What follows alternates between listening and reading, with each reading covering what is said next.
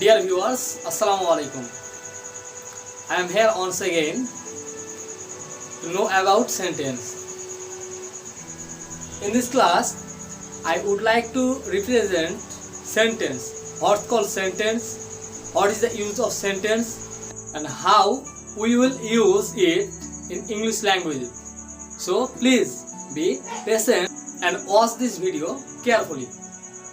Let's start. First of all, sentence. আমরা sentence বলতে কি বুঝি? সেন্টেন্স বলতে বুঝি একটা বাক্য। বাক্যটা হতে হবে অবশ্যই অর্থবোধক। যদি কোনো অর্থবোধক বাক্য আমরা দেখি তাহলে সেটা সেন্টেন্স। পৃথিবীতে আমরা যে সকল কথাগুলো বলি সেই সকল কথাগুলো কোনো না কোনো সেন্টেন্সের অংশ। প্রথমত বন্ধুরা, আমরা যদি জানি যে সেন্টেন্স দুই ধরনের। সেন্টেন্স দুই ভাগ করা যায়, একটা হচ্ছে অর্থবোধক, এটা হচ্ছে গঠনমূলক। সেন্টেন্সের অ্যাকর্ডিং টু মিনিং সেন্টেন্সকে আমরা 5 ভাগে ভাগ করতে পারি। আমরা আজকে স্ট্রাকচার অনুযায়ী শিখবো না, আমরা শুধুমাত্র মিনিং ভাবে শিখব। অর্থাৎ according to meaning sentence is 5 types. First of all, assertive. Assertive মানে কি? একেবারে সহজ, হয়তো এটা না বললেও হয়, তবুও আমরা একটু ক্লিয়ার হয়ে যাই। অ্যাসার্টিভ মানে বর্ণনামূলক। আপনি যেগুলো ডিসক্রাইব করবেন সেইগুলোই হলো আপনার অ্যাসার্টিভ সেন্টেন্স। যেমন আমি বাড়ি যাই, এটাও আমাদের একটা অ্যাসার্টিভ সেন্টেন্স। অ্যাসার্টিভ সেন্টেন্সে যে বর্ণনা আছে তাকে আমরা দুই ভাগে ভাগ করতে পারি। একটা হচ্ছে অ্যাফার্মেটিভ আর একটা হচ্ছে নেগেটিভ। অ্যাফার্মেটিভ অর্থাৎ হ্যাঁবোধক এবং নেগেটিভ অর্থাৎ নাবোধক। আপনি যে কথাটা বলছেন সেই কথাটা আসলেই কোন ফরম্যাটে বলছেন, বর্ণনা করলেন, কিন্তু সেটা হ্যাঁবোধক বর্ণনা করলেন নাকি নাবোধক বর্ণনা করলেন, সেটাই হচ্ছে এখানে মূল বিষয়। Let's see what we can get. Affirmative হ্যাঁবোধক, যেমন আমি বেড়াতে গেছিলাম, আমি বেড়াতে গিয়েছিলাম, বা আমি ভাত খাই, এটা আমি স্বীকার করছি। That's mean it is assertive and in affirmative form. When I will tell I don't eat rice, আমি যখন বলবো আমি ভাত খাই না, এখানে ডোন্ট কথাটা আসলো, অর্থাৎ এটা হচ্ছে আমাদের নেগেটিভ ফর্ম। আশা করি বন্ধুরা আপনারা বুঝতে পেরেছেন। এবার আসি ইন্টারোগেটিভ ফর্মে। ইন্টারোগেটিভ মানে কি? কোশ্চেন মানে প্রশ্ন করা, অর্থাৎ when you will ask anything to anybody, this is interrogative sentence. তাহলে আমাদের ইন্টারোগেটিভ সেন্টেন্স যদি হয় তাহলে শেষে থাকবে কি? Question mark. যেমন did you saw the pen? তুমি কি কলমটি দেখেছো বা দেখেছিলে? আবার যদি বলা হয় will you go there? তুমি কি ওখানে যাবে? এই যে প্রশ্ন করছি আমরা, এই প্রশ্নটাই হচ্ছে আমাদের ইন্টারোগেটিভ সেন্টেন্স। আমরা বিস্তারিতটা পরে জানব, প্রথমে আমরা শুধুমাত্র হেডিংগুলো দেখে নেব। ইম্পারেটিভ সেন্টেন্স মানে কি? আমরা সকলেই হয়তো বা জানি ইম্পারেটিভ মানে কি? আদেশ অনুরোধমূলক। অর্থাৎ যদি কেউ আপনাকে অর্ডার করে, রিকোয়েস্ট করে, তাহলে এগুলো হবে কি? Imperative sentence. Open your mouth, তোমার মুখটি খুলো। এই যে অর্ডার করা হচ্ছে সেই অর্ডারটা কি? Imperative sentence. যদি কেউ আপনাকে বলে প্লিজ লেন্ড মি সাম মানি, আমাকে কিছু টাকা ধার দাও, এখানে যে রিকোয়েস্টটা হচ্ছে এটা হচ্ছে আমাদের ইম্পারেটিভ সেন্টেন্সের অংশ। So dear viewers, next is optative sentence. আমরা যদি কোনো কিছু প্রার্থনা করি বা কারোর জন্য দোয়া করি, সেটা হয়ে যাচ্ছে আমাদের অপটেটিভ সেন্টেন্স। যদি এভাবে বলি আল্লাহ তোমার সহায় হোক, বাংলাদেশ চিরজীবী হোক, মে বাংলাদেশ লিভ লং, তাহলে কি হচ্ছে? এটা তাহলে এটা হয়ে গেল আমাদের অপটেটিভ সেন্টেন্স। দ্যাট মিনস এখানে আমি কারোর জন্য প্রার্থনা করছি কিংবা আল্লাহর কাছে প্রার্থনা করছি। The next concept is exclamatory sentence. The most interesting topics, exclamatory sentence. যেখানে আপনি দেখতে পাবেন ইমোশন, আশ্চর্য, কষ্ট, এগুলোই হচ্ছে আমাদের exclamatory sentence। আর most interesting thing is exclamatory sentence এর শেষে আপনি অবশ্যই exclamatory মার্কস দেখতে পাবেন। তাহলে আমরা দুইটা জায়গায় দেখেন যে একেবারে শিওর হয়ে যাচ্ছি যে এটা কোন sentence. First one is interrogative. Interrogative সেন্টেন্সে আমরা কোয়েশ্চেন মার্ক দেখতে পাচ্ছি। That means it will definitely A interrogative sentence. And the last one exclamatory sentence. When we can see an exclamatory marks, it means it is exclamatory sentence. So friends, আমরা এবার বিস্তারিত কিছু আলোচনা করব। আমি আশা করি আপনারা বিস্তারিত আলোচনার মাধ্যমে সেন্টেন্স সম্পর্কে যাবতীয় বিষয়গুলো আপনাদের কাছে ক্লিয়ার হয়ে যাবে। কনসেপ্টটা টোটাল ক্লিয়ার করার জন্য আমি কিছু ফর্মুলা বলে দেব আপনাদেরকে। So friends, here we can see some definition of assertive sentence, interrogative sentence and imperative sentence. আমরা এখান থেকে শুরু করব। অ্যাসার্টিভ সেন্টেন্স আমরা যখন করব তখন দেখবো যে আসলে তার ফরম্যাটটা কেমন আছে। আগে বলে রাখি যে আমরা অনেক সময় সেন্টেন্স শিখেছি, এতদিন ধরে শিখছি, কিন্তু কি হয় পরীক্ষার খাতায় গিয়ে আমাদের সবকিছু গুলিয়ে ফেলি। অর্থাৎ এখন খুব ভালো পারছি, কিন্তু যখন পরীক্ষা দিচ্ছি রেজাল্ট চলে আসছে একেবারে অসহনীয়, হয় 0 কিংবা <4। তাহলে আমি সেন্টেন্সটা শিখে লাভ কি হলো? এই জন্য অবশ্যই আপনাদেরকে একটা জিনিস মনে রাখতে হবে, শুধুমাত্র সেন্টেন্স কি সেটা শিখলেই হবে না, তার সম্পর্কে বিস্তারিত জ্ঞান ধারণ করতে হবে। এই জন্য আমি আপনাদেরকে বিশেষ কিছু রুলস শিখিয়ে দেব। প্রথমত অ্যাসার্টিভ সেন্টেন্সে কি হয়, বর্ণনা যেহেতু সহজ একটি সেন্টেন্স, অ্যাফার্মেটিভ আছে subject plus verb plus object.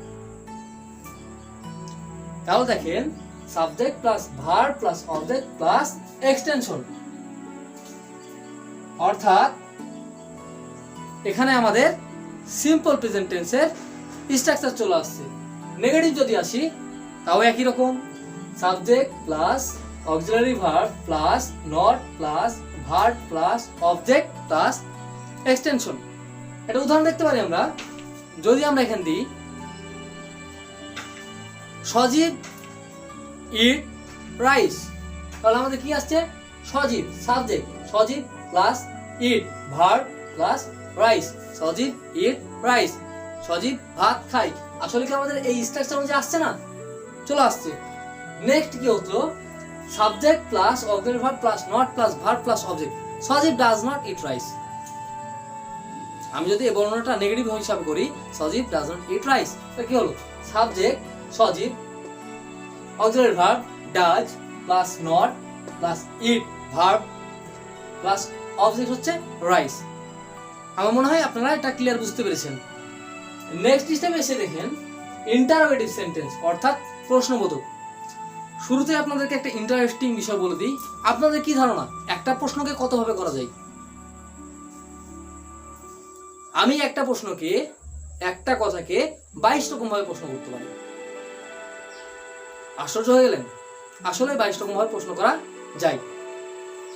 Next যেদিন আমি আপনাদেরকে WH কোশ্চিন পড়াবো সেই দিন অবশ্যই এই 22 রকম ভাবে কোশ্চিন করা শিখিয়ে দেব। আজকে যেহেতু বিস্তারিত সময় নেই, আমরা চলে আসি। আমরা এখন ইন্টারোগেটিভে 3 রকম ভাবে প্রশ্ন করা শিখবো।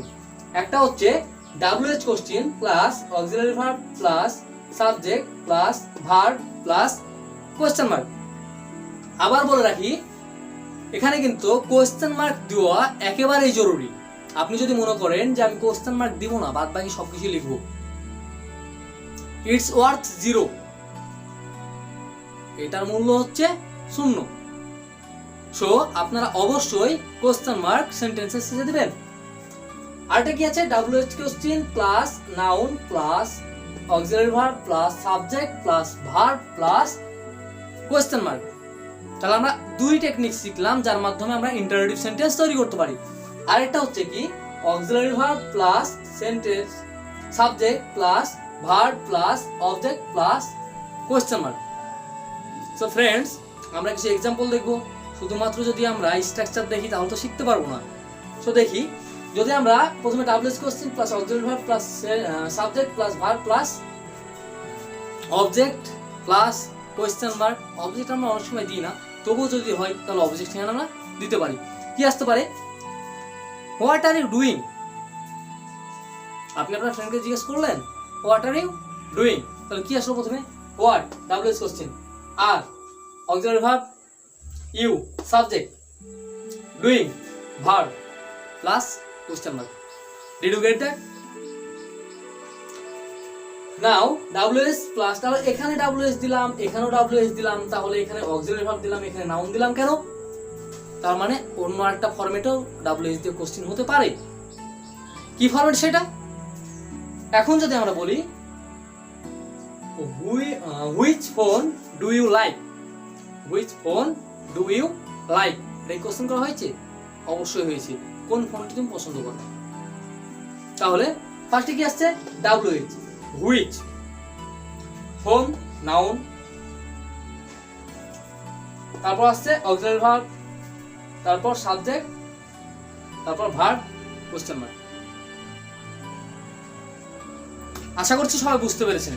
একটু ঠান্ডা মাথায় ভেবে চিন্তে দেখেন, কারণ ইন্টারোগেটিভটা হচ্ছে মোস্ট ইন্টারেস্টিং অ্যান্ড খুবই ঝামেলার একটা জিনিস। Auxiliary verb plus subject plus verb plus object plus interrogative sign, এটাও কি বলে দেওয়ার কথা? আমরা তো এটা সব সময় জানি যে ইন্টারোগেটিভ হলে প্রথমে অক্সিলারি ভার্ব হয়, তারপর সাবজেক্ট হয়, টেন্সেও শিখেছি, তাই না? আবার আমি একটা বলে দিই, যেমন is Rahim ill, is Rahim playing football, তাহলে কি হলো? Is Rahim playing football, is auxiliary verb, Rahim subject, playing verb, object football plus question mark. আশা করছি বন্ধুরা আপনারা এই দুইটা অ্যাসার্টিভ এবং ইন্টারোগেটিভ খুব ভালোভাবে শিখে গেছেন। এখন আমরা আসবো কি অল্প অল্প পরিসরে, মূল যেটা বড় দুইটা কাজ সেটা আমাদের হয়ে গেছে। ইম্পারেটিভ সেন্টেন্স, অনেক সময় আমরা ইম্পারেটিভ সেন্টেন্সটাই বুঝতে পারি না। কি করে বুঝবো? আসলে বোঝার তো অপশন নাই, কারণ ইম্পারেটিভের তো নিজস্ব কোনো চিহ্ন নাই। আমরা এখানে কি পেয়েছি? ইন্টারোগেটিভের নিজস্ব চিহ্ন হচ্ছে কোয়েশ্চেন মার্ক, এক্সক্লেমেটরি সাইন। ইম্পারেটিভের তো কোনো চিহ্ন নাই, তাহলে আমরা চিনবো কিভাবে? এখানে একটা খুবই ছোট্ট বিষয় আছে, লক্ষ্য করলে সবই ক্লিয়ার। ইম্পারেটিভে অবশ্যই লেট অথবা ভার্ব দ্বারা বাক্য শুরু হবে। কিভাবে? throw the pen in the field, throw the pen in the field, কলমটি মাঠের দিকে ছুঁড়ে মারো। এই যে থ্রো, এটা হচ্ছে ভার্ব, আমি আপনাকে অর্ডার করলাম পেনটা ছুঁড়ে মারার জন্য। কিংবা যদি বলি let go to picnic, let's go for a holiday, এই যে আপনাকে আমি যেটা প্রপোজ করলাম যে let's go for a holiday, চলো বেড়াতে যাওয়ার জন্য যাই বা ছুটির জন্য যাই, এই যে একটা আনন্দঘন মুহূর্ত আমি লেট দ্বারা প্রকাশ করলাম না? তাহলে দেখেন এটাও আসছে, এটাও আসছে, এই দুইটার মধ্যে কোনো একটা যদি শুরুতে আসে তাহলে আমরা কি ভাববো? সেটা হচ্ছে ইম্পারেটিভ সেন্টেন্স। আর কোনো প্রবলেম থাকার কথা কি? এই দুইটা ভার্ব অথবা লেট ছাড়া যদি কোনো সেন্টেন্স তৈরি হয় সেটাকে আমরা ইম্পারেটিভ ধরবো না। দ্যাটস ক্লিয়ার, আর কিচ্ছু জানার দরকার নেই, ইম্পারেটিভ ক্লোজ। তাহলে এবার আমাদের কি আছে? অবজেক্টিভ এবং এক্সক্লেমেটরি। অবজেক্টিভ এবং এক্সক্লেমেটরি। অবজেক্টিভ মানে কি? আমাদের সেন্টেন্সের সবচেয়ে ছোট সেন্টেন্সের যে অংশটুকু হচ্ছে সেটা হচ্ছে অবজেক্টিভ, কারণ এই ওয়ার্ডগুলো আমরা সহজে সচরাচর সব জায়গায় ব্যবহার করি না। যদি আপনি কারোর জন্য প্রার্থনা করেন, অনুরোধ করেন, সেটা হচ্ছে আপনার অবজেক্টিভ সেন্টেন্স। যেমন আমরা বলি মে আওয়ার কিং লিভ লং, মে আওয়ার কিং লিভ লং, আমাদের রাজা দীর্ঘজীবী হোক। এই যে মে শব্দটুকু আছে এটা হচ্ছে আমাদের অবজেক্টিভের নির্দেশক। কোন সেন্টেন্সের শুরুতে যদি মে থাকে তাহলে সেটা হচ্ছে অবজেক্টিভ। That's it. আর কিছু জানার দরকার আছে কি? বেসিক ইংলিশের জন্য এটাই অনেক। এবার আমরা দেখি এক্সক্লেমেটরি। এক্সক্লেমেটরি কি জানবেন? কিছু জানার নাই তো, জাস্ট যেখানে দেখবেন যে এক্সক্লেমেটরি সাইন, এক্সক্লেমেটরি হয়ে গেল।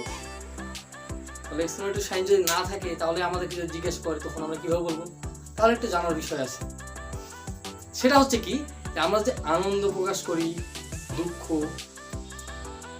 এগুলো যদি প্রকাশ করি, আবেগগুলো যেগুলো আমরা নিজের মন থেকে প্রকাশ করি, সেগুলোই হচ্ছে আমাদের এক্সক্লেমেটরি সেন্টেন্স। যেমন বাংলাদেশ যে জিতে গেল, বাংলাদেশ নিউজিল্যান্ডের সঙ্গে জিতে গেল, হুররা, we have won, we have won, or we have won the match. তাহলে এই যে আমরা হুররা করলাম, তাহলে এটা কি হলো? আমাদের আনন্দ প্রকাশ পেলো। এখন নিউজিল্যান্ড কি বলবে? Alas, we have loosen the match, আমরা ম্যাচটি হেরে গেছি। তাহলে এই যে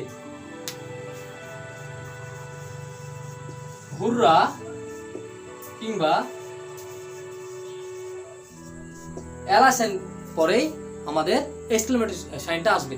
আর হুররা কিংবা অ্যালাস যদি থাকে তাহলে সেখানে আমরা এক্সক্লেমেটরি সেন্টেন্স ধরে নিব। তো আশা করি বন্ধুরা আপনারা সেন্টেন্স খুব ভালোভাবে বুঝতে পেরেছেন।